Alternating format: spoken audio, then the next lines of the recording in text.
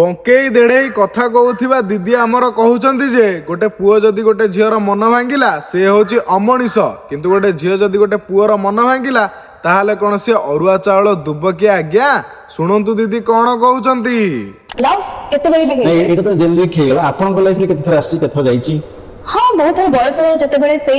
युवावस्था थी एबे तो टिके परिपक्व अवस्था को आसी गले मु जितेबाला एज थिला गोटे जो कॉलेज टाइम थिला कि से जो थाए गोटे चुलबुली टाइप टाइम थाए हे जो बहुत थोड़ा मीन से 5 to 6 टाइम्स किछि अमनिष मानक संगे मु पड़ी थी ताको अट्रैक्ट गोटे जो कहन अट्रैक्शन हे जिबा तो सेही प्रति टिके आसक्ति भाव आसी थिला आपन इवेंट एंकर इवेंट रे एते लोक आपन हैंडल करचंती केमती जानि परलानी 5-6 थर हेगला आपन आपन सब लोक ठकी दे चली गले